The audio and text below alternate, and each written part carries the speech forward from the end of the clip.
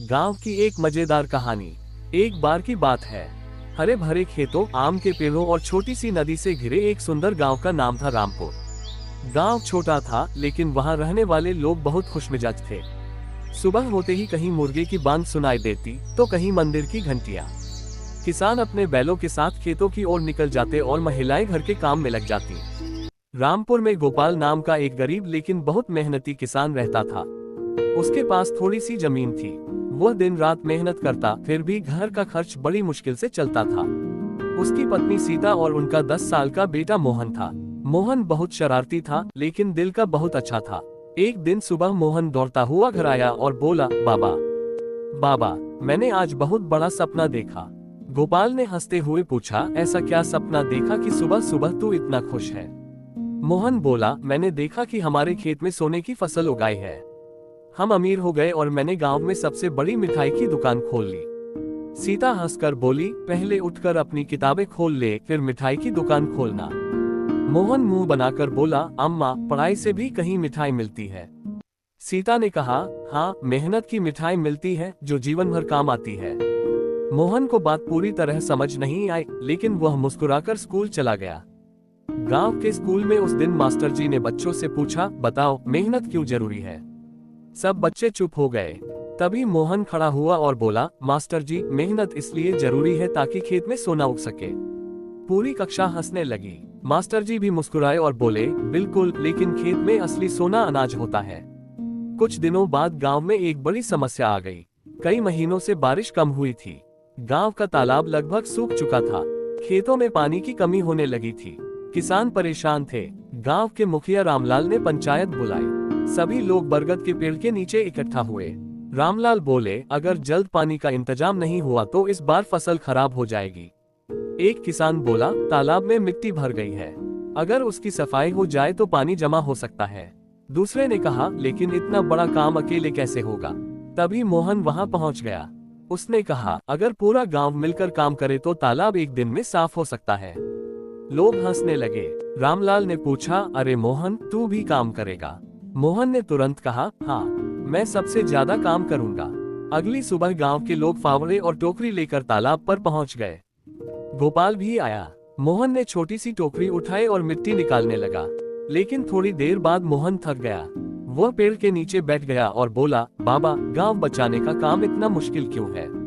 गोपाल ने कहा, बेटा, बड़ा काम हमेशा छोटे छोटे कदमों से पूरा होता है।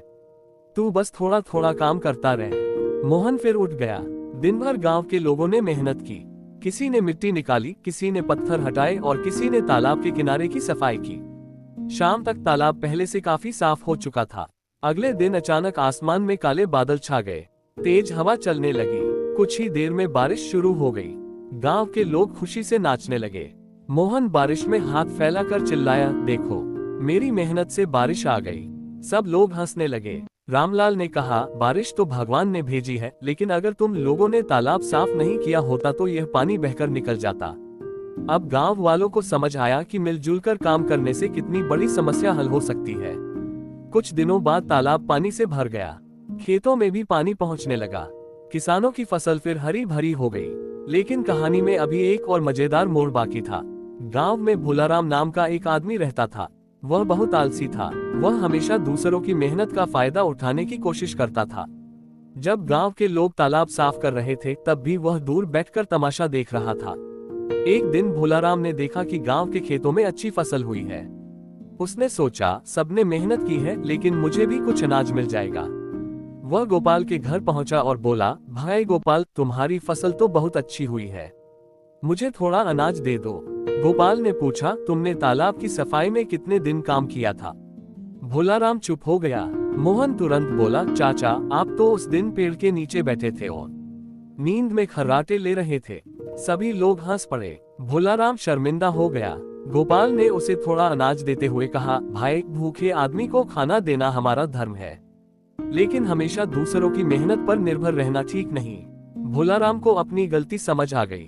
अगले दिन वह गांव के खेतों में काम करने लगा। शुरुआत में उसे बहुत परेशानी हुई। हाथों में छाले पड़ गए और कमर दर्द करने लगी, लेकिन उसने हार नहीं मानी। कुछ महीनों बाद भोलाराम भी मेहनती किसान बन गया।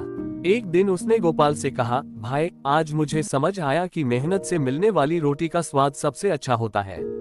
मोहन बोला, और अगर साथ में मिठाई हो तो स्वाद और भी अच्छा। सब लोग जोर जोर से हंसने लगे। समय बीतता गया। रामपुर गांव पहले से ज्यादा खुशहाल हो गया। लोगों ने मिलकर तालाब के आसपास पेड़ लगाए, स्कूल की मरम्मत की, गांव में छोटी सी पुस्तकालय भी बनाई गई। मोहन भी अब पहले से ज्यादा समझदार हो गया था। वह पढ़ाई करने लगा और अपने पिता के खेत में भी हाथ बटाता था।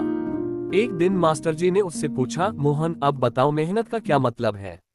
मोहन मुस्कुराकर बोला, मेहनत का मतलब सिर्फ अपने लिए काम करना नहीं है। जब पूरा गांव मिलकर मेहनत करता है तो मुश्किल से मुश्किल काम भी आसान हो जाता है।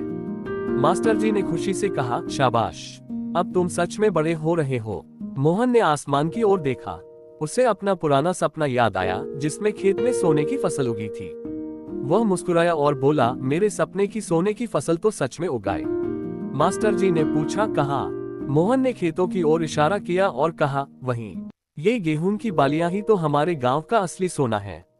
उस दिन से रामपुर के लोग हर साल फसल कटने के बाद एक बड़ा उत्सव मनाने लगे।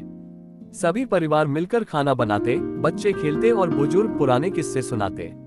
भोलाराम हर बार सबसे पहले खाना खाने पहुंचता था। एक साल मोहन ने उसे देखकर कहा, चाचा इस बार आपने खाना बनाने में मदद की है या सिर्फ खाने में? भोलाराम ने हंसकर कहा, इस बार मैंने दोनों में मदद की है।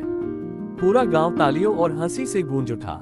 इस तरह एक छोटा सा गांव अपनी एकता, मेहनत और आपसी प्रेम के कारण खुशहाल बन गया।